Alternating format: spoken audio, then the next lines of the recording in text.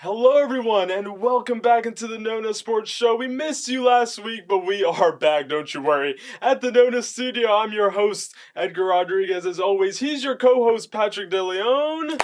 Yes. We have a lot to catch up on. We I feel do. like I say that every week, but it's true every week. It's just, there's always so much going on. It never stops. It's a sport that never stops. Absolutely. We've got some USL 2 action. We have 3 whole NONA FC matches we haven't talked about yet.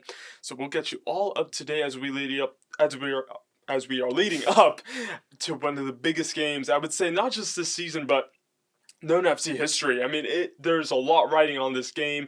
And then, of course, Club World Cup. We've had a couple games here in Orlando, but all across the country there have been some absolutely spectacular games going on. Yes. Some surprises that we just didn't expect. So it's going to be a fun episode, Patrick. Yes, Let's start I'm at ready. USL 2, though. I'm ready, yes. Where we went to Sporting Jacks, and unfortunately, at that point in the season, lost our second match in a row to what looked to be our division rivals to win the title.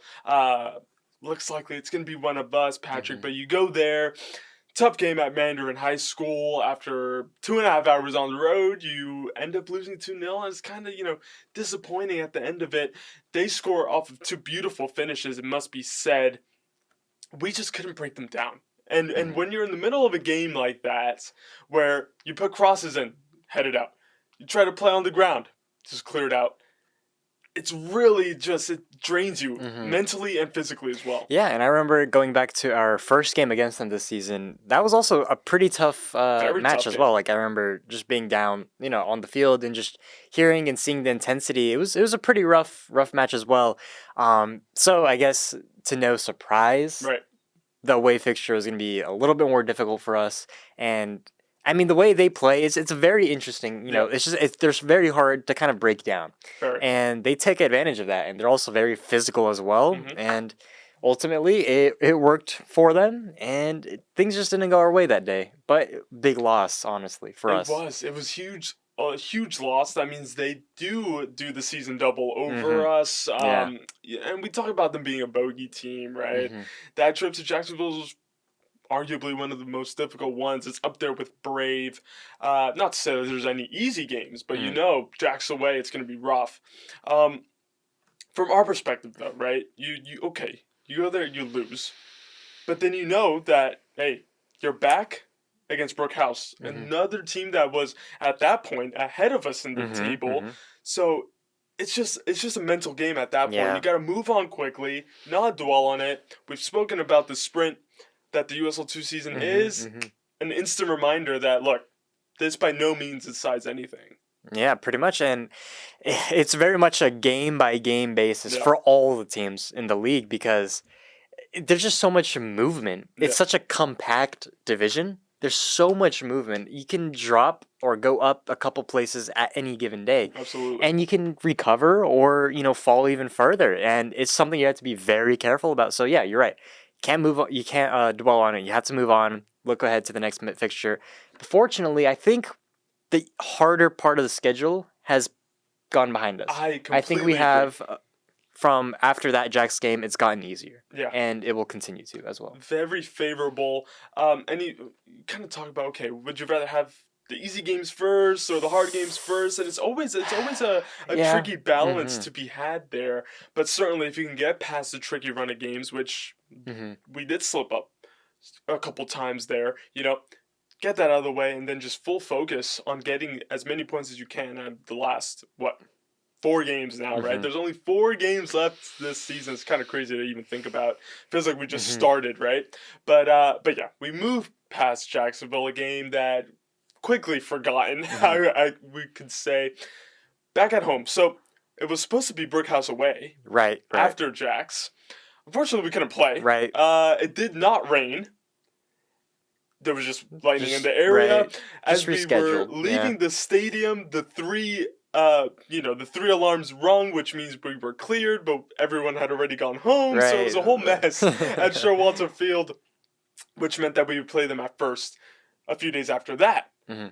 Now, Patrick, you were not there for that game, but let me tell you, there was a point on the call where Nick Hernandez and I thought the ball would just never go in the back of the net again. In the first half, we had a free kick, or a corner kick, actually. Enrique actually ends up scoring the goal. The referee calls it back for a foul. So you're like, okay, well, it's 0-0, halftime, you go in, completely dominating the game. Second half, more of the same. Just completely all over Brookhouse. They know that. They were just playing for 0-0, in my opinion. They would have been completely satisfied I think taking the point away from Austin Tyndall. Thankfully, that was not the case. Jamone Barkley opening up the scoring. Such an important goal, Patrick. You saw a clip of it, just a toe poke finish to the far post. But, I mean, also... moment of magic. The setup as well. Beautiful play. Alan Martinez just pinging a ball to the opposite side. The quick thinking is what led to that goal, and it was perfect. Absolutely perfect. Perfect delivery. Jamone bringing it down as best as he could, and he did, and he just slotted it home. Amazing. The referee giving a free kick, obviously a foul. But in our own defensive half, on the near side, you think nothing of it. You think, okay, just a pass back, play again. No. He had the vision to understand that Jamone would make that run. We all know Jamone's style of play. He's not going to let up. He's not going to give up an opportunity to run into a channel. I mean, to have that vision, to have that foresight is such a gift to have on the field. Yeah, and it paid off immensely. Absolutely. Huge 3 points right there. Absolutely, Jamone. Perfect start. Perfect way to get on the score sheet for the first time this season. Giving us the 3 points in a match that we just could not afford to lose. And I think we can say that for all of the rest of the games this season. I mean, it's a final. Like Bruno says, every game left this season is a final. And that was even more true when we went back to Showalter Field for the third time this season, the second time to actually play, thankfully. It was a 10 a.m. game, Patrick. The vibes were good in the morning. No weather got in the way of this one. But Brookhouse almost got in the way of another 3 points, Patrick. Nyong'Arungo scoring again to give us the lead. It was 0-0. Nice clean finish. It was, absolutely. On the far, on the far flank. Yeah. Kind of similar to Jamone, kind of like a nice tight finish, absolutely. But we go into halftime, and I remember telling you we should have been 3 or 4 up. Oh, yeah. There was some, respect and credit to their keeper as well. Absolutely. He made some amazing saves. Great performance. But yeah, you're right. Easily leading into halftime, you should have been up 2-3-0. Yeah. Easily. So, of course, then the mindset is like, is it going to be the same problem we've seem to have had all season? Right. When are we going to get on the score sheet? Can we put them away early? Unfortunately, that wasn't the case, but like we said, Nyong'Arungo getting the first goal of that game, very important timing as well. But then, I would say out of nothing, Patrick. Yeah, really out of nothing. And the two Vasquez brothers combine, and all of a sudden it's 1-1, and you're thinking, man, how have we gotten ourselves into this mess? Yeah, and it's coming close to the end of the match as well. 75th minute. And we already saw how much we've been struggling to put the ball in the goal. So it just felt like, we're not meant to score again. We got lucky off that one. It was hard. It was like, I was worried because those are points that we desperately needed. And I just didn't feel like we were going to be able to almost get back to taking the lead. Because then we know after that, Brookhouse were very happy. Yes. Parking the bus. Yes. Sitting back. You're right. Absorbing all of the pressure.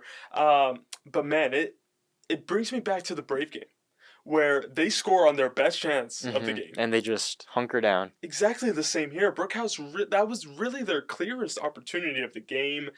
Teams know that going into games against us, like, okay, we'll only have a few chances. We have to put them away.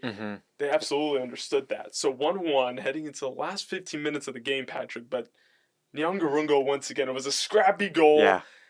The first shot got saved, right? The keeper wasn't able to control it. Parries it into the danger zone, I would say, in the middle of the box. Nyong'Arungo is able to put the finishing touch in, I believe, what was the 88th minute of that game. Lots of injury time would follow. But Nyong'Arungo, man of the match, along with Joel Songwa at the back, who also just had amazing game from both of them. Yeah. But Brandon in particular, putting the finishing touches on a game where we found it very difficult. Underrated. I think he's very underrated. I love the way he's contributed to this team this year so far. And again, just coming in clutch when we needed him the most, you know? And huge game, huge 3 points. And now we look forward to, I think, on paper, after Brave gets a little bit easier. But Brave is the next real test. Brave is in the way. Brave is in the way, and we do not want a repeat of what happened last time we played them. Absolutely. Just, again, on Brandon, he had double-digit goals and assists in his collegiate season leading up to this USL2 campaign. So I guess it doesn't come as any surprise that he is also contributing at this level. And hopefully he'll stay hot because we are going to need him and the rest of the team as Brave come to Austin. Tyndall Patrick, again, it doesn't need any explaining. It doesn't need any introduction. Rodeo derbies don't come much bigger than this, though. Last season, drama until the last kick of the game. We were both there to witness the drama, thankfully ending in 3 points for us, but we left it as late as could possibly be. Hoping for a more comfortable game this time around. Yes, and I mean, man, that first meeting this season, though, that was rough. It was a very rough game. That's as ugly as it gets. Yeah, and hopefully, I want to say hopefully it's not that, but I feel like we're going to get a repeat at home, and I just pray that it comes our way this time because Brave, they're a hard team to honestly break down, and it's just so scrappy between us and them all the time. So it's like, to be expected, right? Right. But this is the real test, I think, right now that we need in order to catch up to Jax. And also, we just need Jax to drop a point here or there, you know. There's so many factors at play right now. It's a little bit stressful. Talk about Jax dropping points. That's exactly what they did because they went to the Villages not too long ago, completely outplayed Brave. Completely. We'll talk about some some one-sided games in the Club World Cup. Man, Jacks are going to be kicking themselves because they went there and lost the game 1-0. Brave really had little to show for, but a free kick from the near side just lofted into the far post. They ended up getting a finishing touch on it, Patrick. They leave with a 1-0 victory. 2 wins so far for Brave. 1-0 against NONA, 1-0 against Jacks. They've played 6. Top of the table, yeah. They've played 6, right? 2 wins, 2 draws, 2 losses. They're just one of those teams this year that, it's all up in the air. Yeah, and can't really seem to figure it out for themselves right now. But, man, we just... It's so pivotal. It's crucial that we get 3 points. It's so pivotal, yes, because, Jacks have 2 games more than us. So we have 2 games in hand on Jacks. Yes. At the time that we kick off against Brave, right? And we spoke about them slipping out. Where would that come? Okay. They went to the Villages, unable to get the win there. Look at this game against Brave. They haven't won away from home this season, and this cannot be the first time. No, it cannot. It would be detrimental for the division title race. Oh, yeah, absolutely. I was going to bring that up. Like, if the uncomfortable conversation that if we end up dropping points against Brave at home... It's not in our hands. It's not.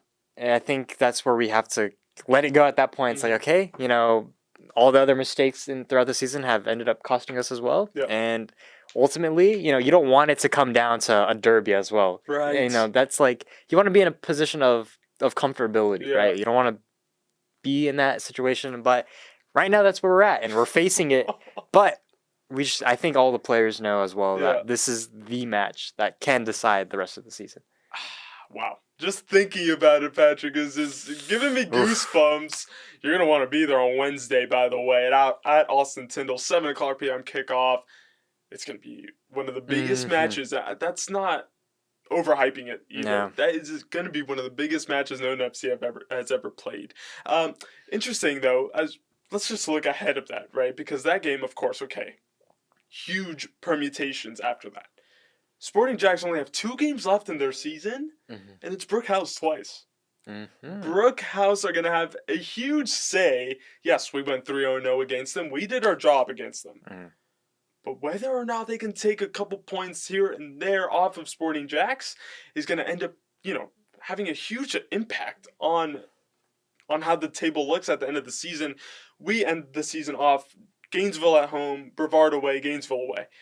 Two teams that have very been struggling. favorable. Yeah, for two teams literally that have been so poor. Right. Recently, Gainesville won their first 3 matches of the season. We thought, oh my goodness, they're completely rejuvenated from last season because again they were bottom dwellers with Brevard. But they've lost 5 in a row. They've lost 5 in a row, and in 4 of those games they haven't even scored a goal. So you think to yourself, okay, well we have them twice. We better take advantage of that. Then we go to Brevard, who again, I mean they beat Gainesville, but before that 4 games without a win. So you look at the schedule after this Nona Brave match, and you're thinking to yourself, man. I mean, it's gotta go our way. It has to. Obviously, we can't get ahead of ourselves. Of course not. The players have to not. stay grounded, Absolutely. But you have to look at this. This is the best possible way to end the schedule can end. Yeah. You've got all the heavy hitters out of the way. You've got the bottom dwellers, next. Surely, there's some magic that can happen here. Yeah. Well, we knock on wood that by the end of the season, Patrick, we can have a huge celebration. Jacks are going to make that completely difficult for us. They're going to go until the last final whistle of their final game. But like we said, it's going to go down to the wire once again, just like it did last season when Braves took the division title. At a point where we thought, if we score enough goals, because we also played Brevard late last season, and we were like, okay, if we score enough goals, but it was always unlikely, and Brave ended up winning the title. Can we win our first title since our first year in 2022? That is what we're playing for. So this is the time to really lock in and really focus in on what's left. Don't forget, Unrestricted gives you unprecedented access to all of the craziness. So you're going to want to stay tuned to the NONA Sports Cast for all of that. And we'll, of course, break down all of the craziness as best as we can. But that's enough for segment 1, Patrick, because we have some Club World Cup to talk about. Yes, we do. We only have previewed it, but there's been a crazy opening week of matches. I think over a week now. Over a little, Matches have been coming thick and fast. So we are going to break down our top 5 moments and also update you on every single group. Stay tuned. Something new, something fresh, yeah, I'm super obsessed. Let me know when you done messing. A little that, a little this, then you put it to the test. It's all in the expression. It's a mood, it's a vibe, it's a state of mind. And now I want it more. It's a mood, it's a vibe, it's a state of mind. Okay, you got the floor. It's looking good. What kind of like that? What kind of really like that? It's looking good. What kind of like that? Woo! Come on, let's see some more. It's looking good.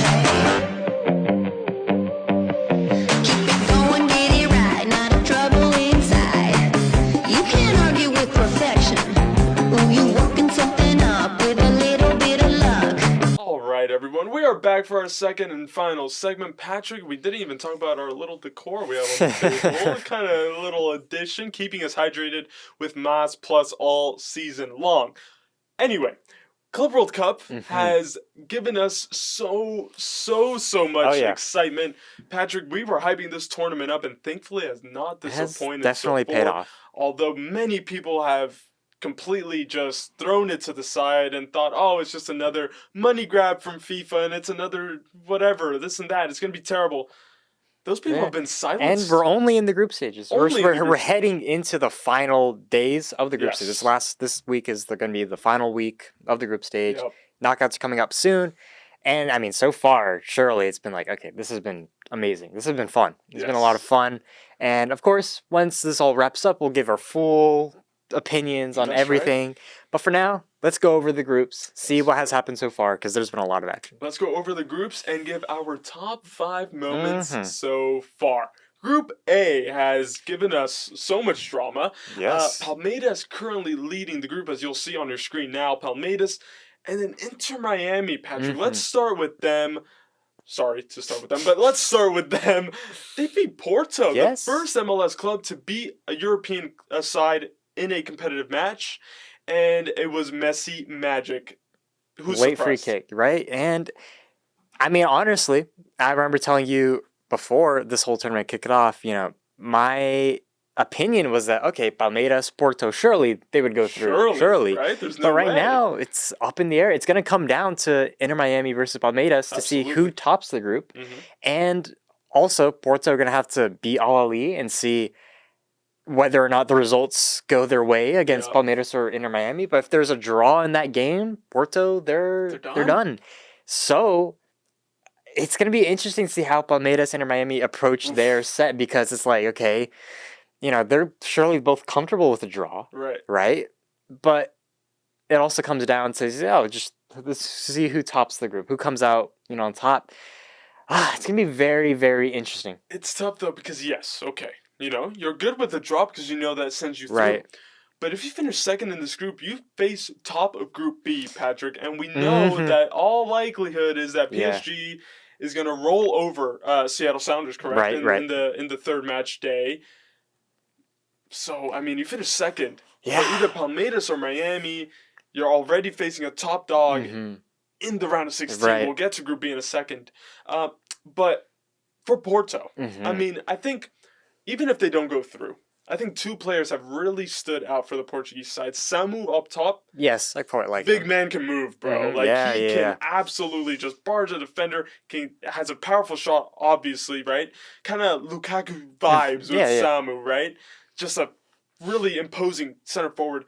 And another guy I was raving to you about was Rodrigo Mora. Little, intricate still player. young, still very young. Center of gravity. Yes, very young. But I think he has a bright future. I think he can turn out to be something. Yes, I agree. I think he can turn out to be something important. Yeah.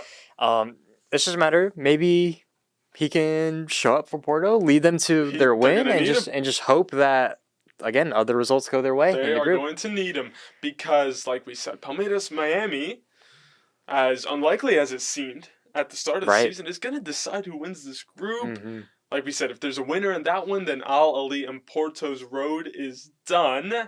Who do you see topping this group? Do you think Palmeiras? I think Palmeiras. I'd have beat Miami tonight at Hard Rock at the time of recording. I think so. Yeah? I think so. I just have to give it to them a little bit. But, it's going to be very interesting to see how the rest of it plays out. Because, again, a win for either Miami or Palmeiras, that solidifies their position. Right. But they have the risk, obviously, if they don't win, if they lose, Porto come and snag their spot. Exactly. So they're still they can't exactly let up in any sense. They have to all go for it. Every team has to go for it. It's going to be fantastic tonight. Group A is going to wrap up, and we'll see who indeed goes into the round of 16. It's going to be very interesting. Miami also have proven that they're no pushovers. They are here to play, and who knows? But Palmeiras have looked very solid so far in this group. Group B has thrown up definitely a top 5 moment for us. Yes. Botafogo. Our very own Danny was there losing his mind at the Rose Bowl because Botafogo beat PSG, Patrick, the Copa Libertadores champions, beating the Champions League winners. Yeah. And you know what? Fair play. Go crazy. Start talking all you want about European football, Brazilian fans, because Botafogo have earned you that right. What a game. And that's coming off their first performance against Seattle, which wasn't all that convincing, in my opinion. Absolutely not. We could argue that Seattle. Lost that game. We could argue that Seattle could have easily won had they just, again, stupid mistake from Nuhu in the back. Terrible marking for that second goal. Just individual mistakes ultimately cost Seattle. And just, again, their lack of finishing. But a 2-1 game to Botafogo, I think they were lucky to win that one. Absolutely. But, and then, we're heading into PSG, Botafogo, we're like, okay, PSG, surely they're going to put 3-4 past them because we saw they didn't look good against Seattle. But no. Wow. PSG could not break through. Botafogo, on a beautiful goal, managed to snag away the win, and it has completely blown open the conversation of South American teams in this tournament. It's fantastic. And this group as a whole as well. Yeah. It's going to be very, very, very interesting to see how that plays out. That'll be later tonight at the time of recording. What can we expect? Because Botafogo had to play Atletico Madrid. PSG plays Seattle. There's a lot at play here.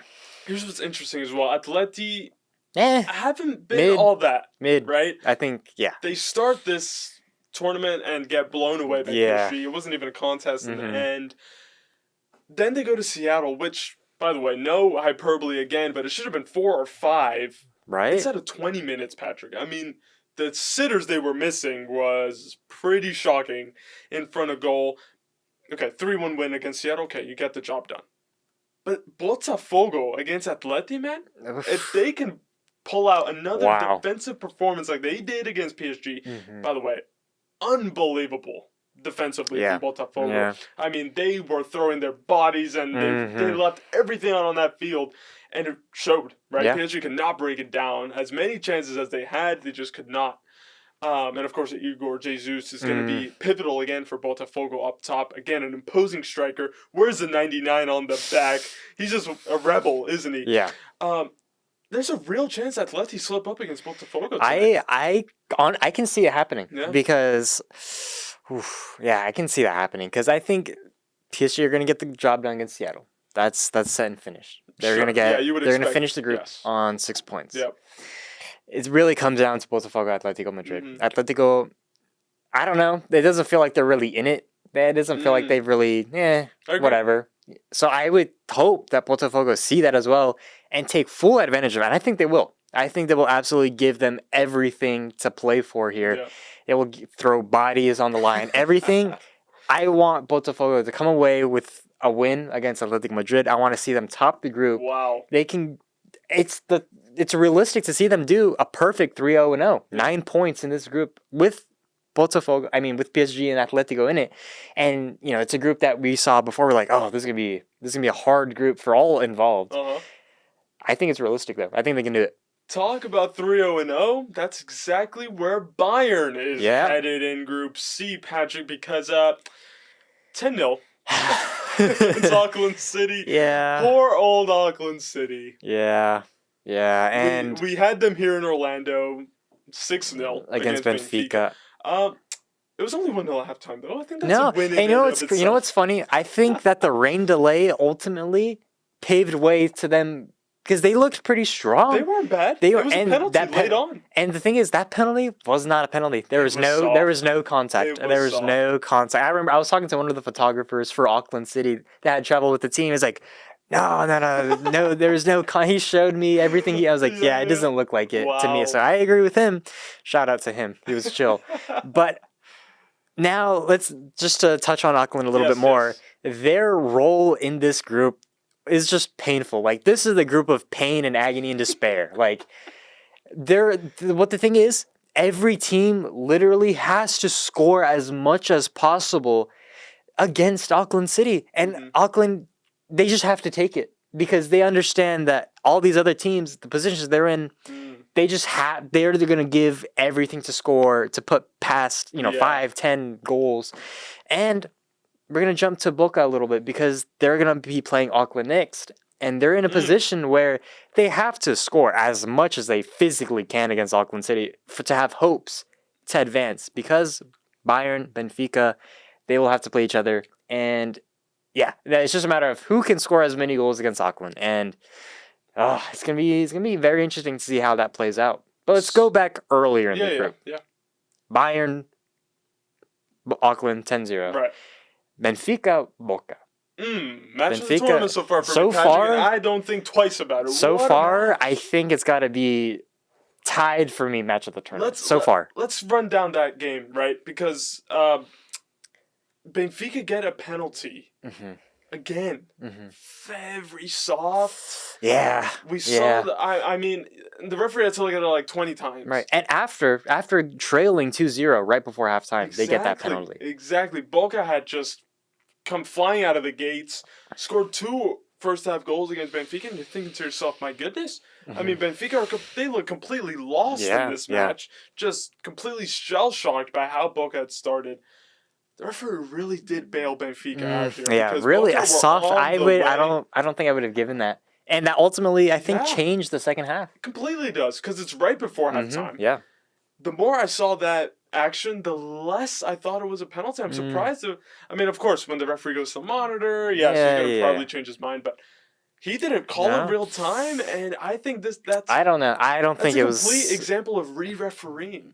Yeah. It wasn't clear and obvious. No. I don't agree with that decision. It's one of those and moments. ultimately, we jump to the second half. Otamendi, there was an instance earlier in the match where Boca had left Otamendi completely unmarked. He did miss that header. But the second time came around, and he made sure they didn't learn their mistake, and he punished them for it. Mm-hmm. So 2-2, and then followed by a couple red cards, 3 red cards total. Of course, under Herrera getting one in the first half on the bench. Off the bench. Bellotti. High boots, and then a bad Figal, tackle as well from Figal.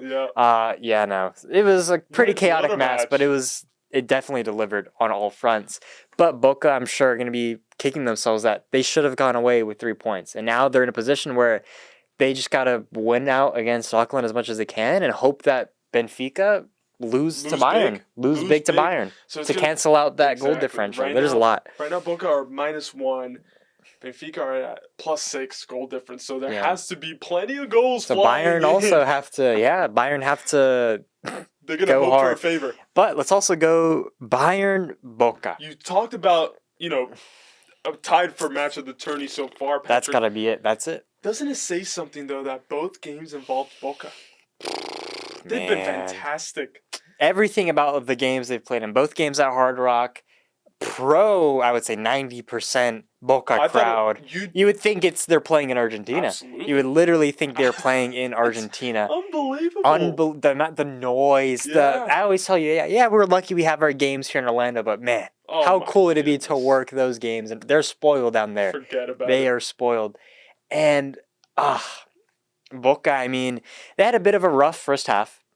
They didn't show their teeth. No, I think they respected Bayern too much. Yeah, and it wasn't until late that first half and that second half where we finally saw them come to life a little bit. And man, that solo goal from Marentia, yes. The best goal Beautiful. of the match. Best goal of the match, and I think my favorite goal of the tournament so far. Man, I mean, the run. Just the run. Oh, my God. The audacity to go around the... By the way, Manuel Neuer in goal. Yeah, it's not like... And this is still a rarely, really good Bayern squad. Absolutely. These guys are... One of the strongest so far. Yeah, and these guys are definitely going in we're just going to kill everybody as much as we can. Yeah. And they struggled a little bit against Boca. But, as a pro, as a River Plate fan... you have to give them props here. You have to give them... Boca, they've shown up. They've done, they're kind of in an awkward phase, but they've still came to play. Yeah. And they've given these teams a hard time. And I'm sure they're also going to be pretty upset that they just couldn't get a little bit more out of that match against Bayern. Bayern ultimately coming away with a win pretty late in the match as well. Kane, inevitable almost. Yeah. He's having fun. I remember he went on record saying he's having a lot of fun with this tournament. He loves it. He's loving it. And it kind of shows on the field for Bayern. I mean, but also, let's talk about Bayern. They're just stacked. They have such a stacked squad. I mean, look at all the guys you can just pull off the bench, right? Yeah. And still just keep up with that intensity. It's not fair. It's not fair. And they have a task at hand against Benfica. Yeah. Benfica are going to look to obviously cement themselves into going through for the next round. But Bayern probably going to want to finish on top of the group, so they're definitely going to go for that win. I think they beat Benfica. I think so. It's just a matter of how much they beat them by, and if Boca can score enough against Auckland to send them through. So we talk about, Boca have a real chance here to go through. They do. And man, the more I think about it, what a shame it would be if Boca miss out here. It definitely It'd be would. A huge shame. Yeah, it really would. You'd be missing out on so much, I think. Yeah. Atmospherically, on the pitch as well. There's a lot that Boca bring to the table that's it'd be painful if they don't go through. And let's just hope that they can figure it out against Auckland City, bang in minimum, probably 5 goals minimum, and just hope that Benfica lose by a couple as well. They just gotta hope Bayern does their part. They really do. Do you think Bayern can score? Let's put the bar at 4 against Benfica. Realistically, no. I'll give my final predictions right here for that group. Go on. Bayern Benfica, I see it as a 3-1 game. Okay. So -2 for Benfica. Puts them at 4. Auckland, Boca, they've got to score at least. How much are they at? -1, right? So that means like a minimum of 6 Minimum goals. of 6 here, like. Which is realistic. Which is realistic because Benfica did it. Realistic, but they have to, Benfica. They have to hope Benfica doesn't do anything special against Bayern. They really, and that's what it comes down to. Yeah. It's really Benfica's performance here. It's gonna be interesting to see how that played out. Yeah. I would love to see Boca go through just for the sake of the tournament. But man, it'd hurt to see them miss out. Wow, it would absolutely hurt. But as a River fan, yeah, that puts a smile on your face. But you have to go. But we'll get to that in a second. Absolutely. Right. We'll get to River, but first we have to talk about Group D. If you haven't noticed, a theme of this has been Brazilian teams showing up. As of right now, all the Brazilian teams are going through on top of their groups. Absolutely. Flamengo with a huge win against Chelsea recently. 3-1. Yeah. Man. Top of Brazil and on top of their group, they're already through. Mm-hmm. Man, I mean, Chelsea got a true slap in the face with this They really did. And, I mean, look, when I saw Chelsea versus LAFC, it was okay. Chelsea didn't necessarily... Oh, that was... it was okay. LAFC just didn't... LAFC also, they just couldn't. They really couldn't. And now Chelsea play Esperance. They're more than likely going to handle that. So, realistically, it's going to be Flamengo-Chelsea going through. Mm-hmm. Flamengo playing LAFC at Camping World. Tuesday night, that's gonna be a great 9 p.m. Match. That's going to be fun. LAFC, though, I did say I had them with the highest realistic expectations of getting a point here or there, maybe getting out of the group, because out of all the MLS teams, they've had the easiest group. Sure. On paper, right? But now they've been pretty disappointing. Yep. They couldn't get it done against Esperance to keep their hopes alive. Missed penalty. 90th minute, saved. Wow. And yeah, no, let me jump back to Seattle and Miami. Yeah. Those Seattle in a much harder group, have played better than LAFC. Absolutely. I feel like if you put Seattle in this group, they probably are still in contention to go through. They at least have maybe a point. At least.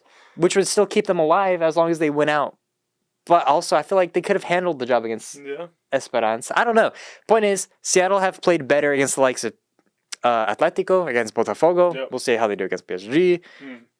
I didn't have them getting out of the group still, but they've played better than LAFC in a much easier group. Yes, LAFC have been very disappointing. We talk about, again, against Chelsea, I can't really remember a clear chance they had.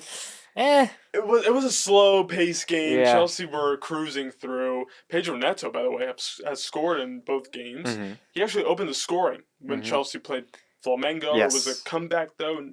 Nicholas Jackson with another red. I don't know what's going on in his mind. But yeah, it looks like Flamengo and Chelsea. Look, I mean, Flamengo have been fantastic. Mm-hmm. We talk about the atmosphere at Camping World on Tuesday is going to be electric. Pure LAFC, Brazilian crowd. Absolutely. I mean, and yes, LAFC always have at least a section to themselves making noise, but Flamengo are. They're going to drown them out. Yeah. And you can make that argument. Okay, like both teams, they don't really have anything to play for, but I think Flamengo is still also going to just look at that statement of finishing the group 3-0, 9 points, make sure that Chelsea do not take that first place spot, which I don't think they will. But still, just to really solidify their presence in this tournament, they're going to go and still going strong. Looks like no surprises will happen in D, but in E, it's all up in the air. Oh, yeah. All up in the air. Very much so. We talk about our favorite matches of the tournament, Patrick. Urawa, Inter, surely up there as well. Yeah, because, I mean, all right, let's take a look, right? Urawa, with my J-League knowledge, right? Of course, with your Japanese ways. They're also kind of in like a awkward phase. Yeah. Like it's not necessarily the same team that won Champions League, a couple of years ago, but it's still a competitive team. It's still, one of the bigger teams in all of Japan. And they showed that. And their traveling support obviously also has been electric, immense. And hey, it's amazing to see that as well. The atmosphere from all of these clubs, from all these groups so far have just been insane. Yeah, there's been a couple duds, granted. But specifically, the atmosphere from teams involving South America, Asia as well, Africa as well. Those electric. Mamelodi fans here in Orlando, man, I can guarantee you and assure you that they were dancing all night. Yeah, but let's look at, obviously we're gonna touch on a little bit more here, like Casablanca as well from Morocco. Fantastic. Fantastic. But my favorite so far has been Urawa. Just how loud they were at Seattle. I mean, they're the only noise that was being made against Inter, and also against River Plate. I'd argue they were louder than River Plate. When they lost 3-1 that game, River Plate handled them comfortably. Urawa Inter though, it was close to a shock. Watanabe scoring in the 11th minute, a beautiful goal, a very well played goal, out building up from the back. Inter though, they looked off. They looked out of it. But let's also touch on Inter before we go more in depth on this game. Yep. 1-1 draw against Monterrey. Oof, that's when we saw like, oh man, this Inter squad are just looking done. Yep. Like they just want the season to be over. Because I mean, we've talked about how much they've collapsed over the last couple months, and I think they're still in that strut of they just can't figure it out. No. And against Urawa, I mean, Inter, they just could not score. Everything was going over the bar, hitting the post. They just could not do it. Wild. They just could not score. The first shot on target, Patrick, came in the 78th minute, which was the equalizer. Lautaro, I mean, overhead kick. Nice goal. Acrobatic. Classy, yeah. But you're telling me it takes 78 minutes to break down Urawa. And yes, they sat back and they were solid defensively. And at points in that match, I was like, ooh, it's not going to happen for Inter tonight. No. Unfortunately for Urawa, 92nd minute winner for Inter, which will be a huge heartbreak for Urawa because they were that close. And it would have been on the level of a Botafogo PSG. Absolutely, because Urawa would have been the first, I believe, Asian team to win officially against a European side, let alone a Champions League finalist. Champions League winner? Oh, Inter. Duh. Yeah, sorry. Champions League Champions League finalist.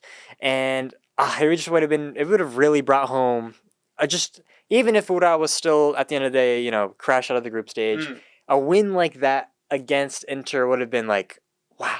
A monumental moment, given something. And I mean, we saw like the fans crying afterwards because they knew it was so close. Even a draw was very, very doable. But I mean, at the same time, I tell you, like, at the end of the day, the quality is just still a little bit too much. There's not much Urawa really could have done except just hunker down, really. And Inter, they've had the ball most of the game. 26 shots, 4 of them being on target, though. But now, River Plate, Inter, to decide it. Monterrey, Urawa as well. Is there a shock on the cards for River? If River can handle Inter and Monterrey handle Urawa, Monterrey and River go through.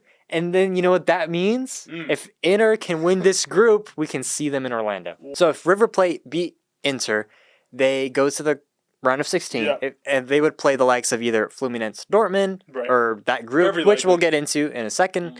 And then if they win that matchup, quarterfinal here in Orlando, July 4th, River Plate would be here. I need that to happen. I need it to happen. I really do. That would be a dream come true. But at the same time, River, they drew against Monterrey in a pretty scrappy game. My goodness, It was just, how many fouls were in that? It was like 40 fouls in that matchup.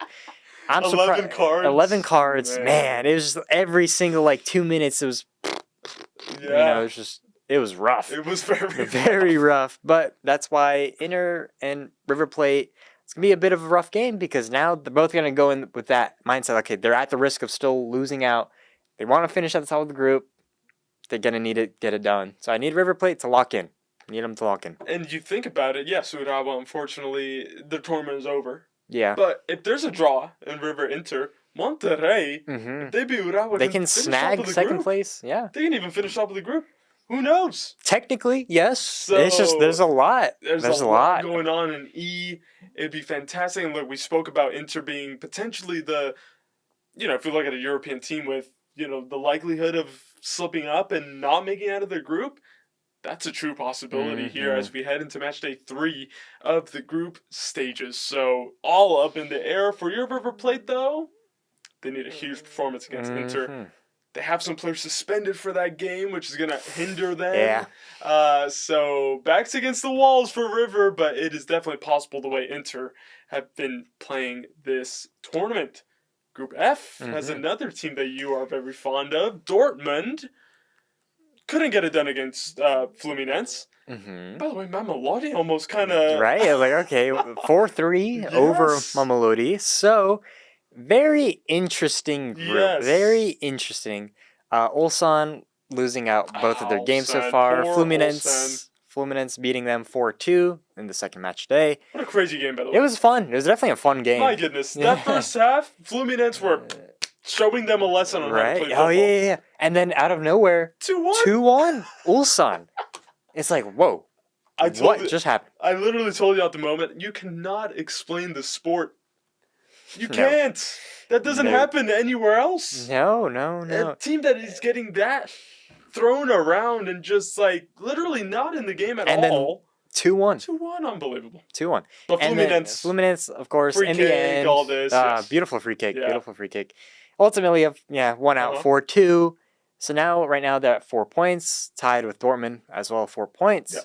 Fluminense now have to beat Mamelodi, which I think they'll get done. Yeah. Dortmund as well will beat Ulsan.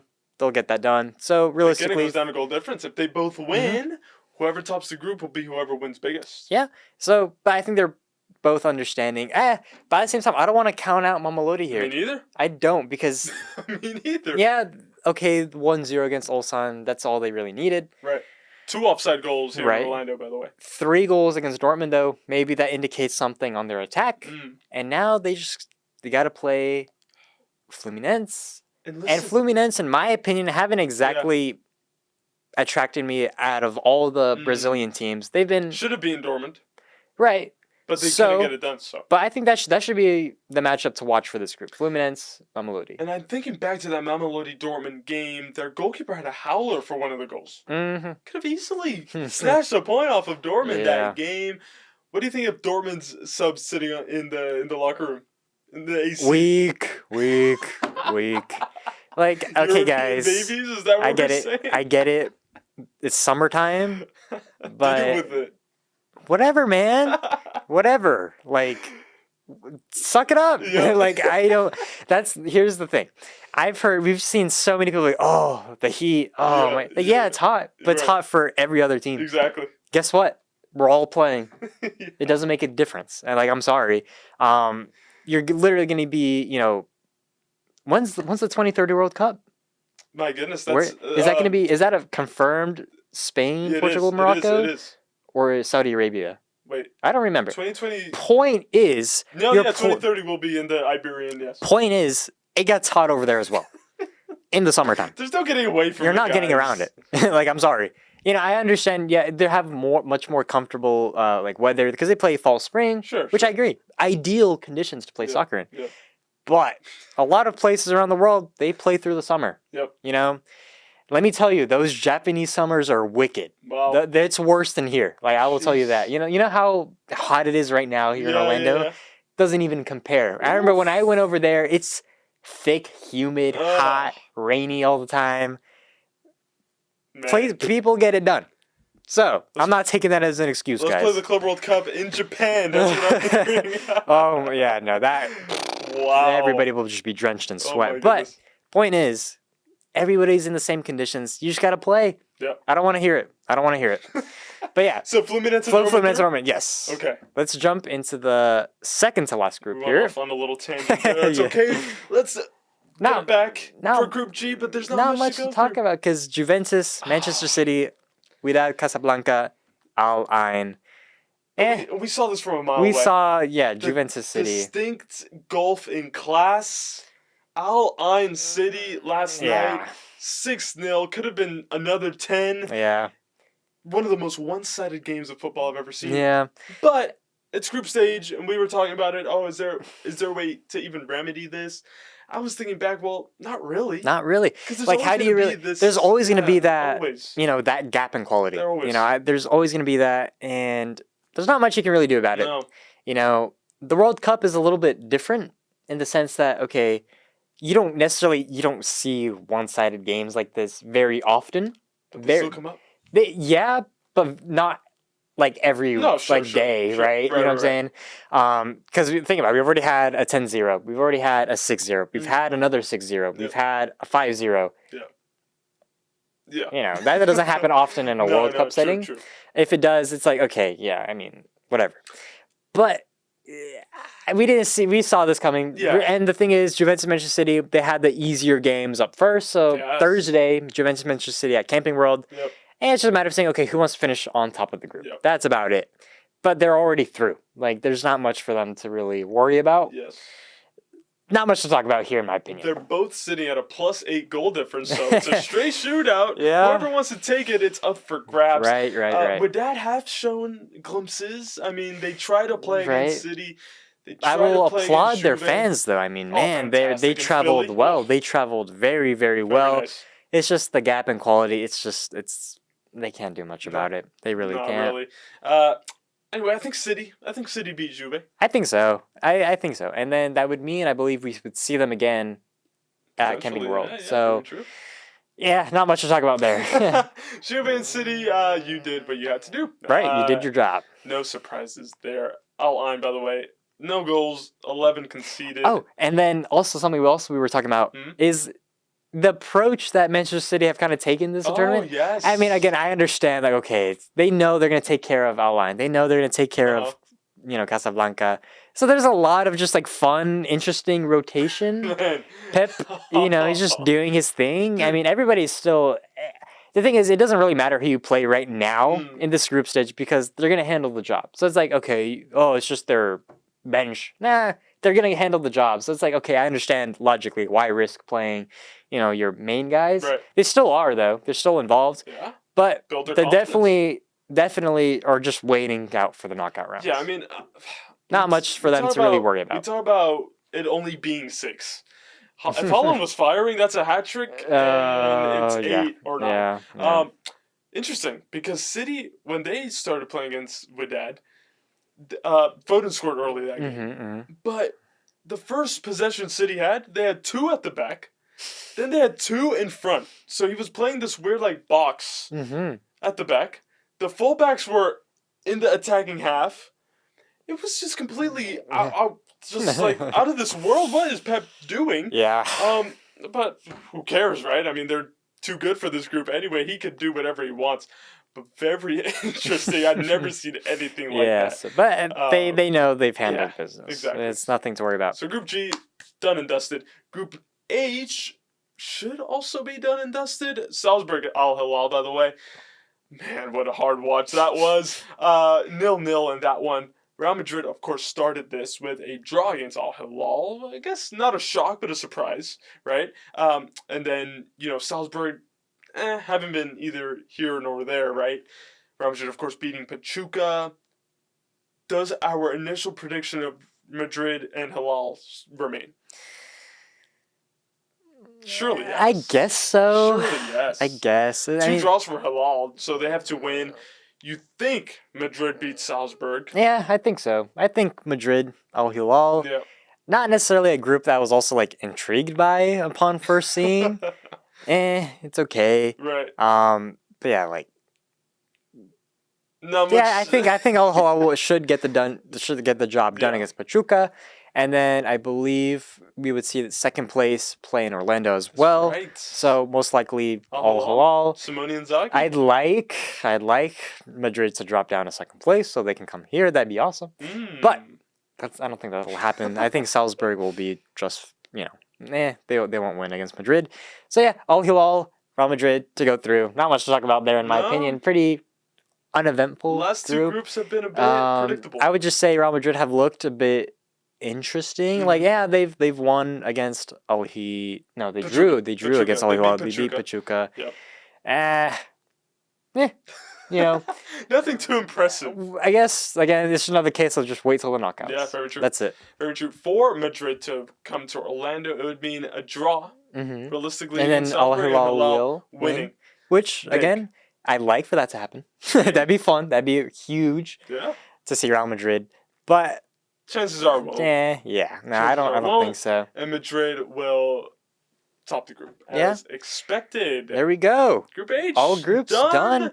And honestly, again, we're all headed into the final match days of these groups. And there's been a lot of fun so far. I can't wait for the knockouts to see who plays who, how those atmospheres, because surely then the stadiums will be much more full. Oh yeah. There's been a couple games where like, okay, like this is pretty bad, but I guess expected. Yeah. Because you're not exactly gonna see, traveling fans for Auckland City for those. Yeah.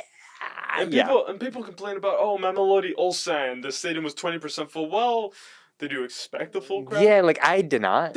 I didn't. How hard.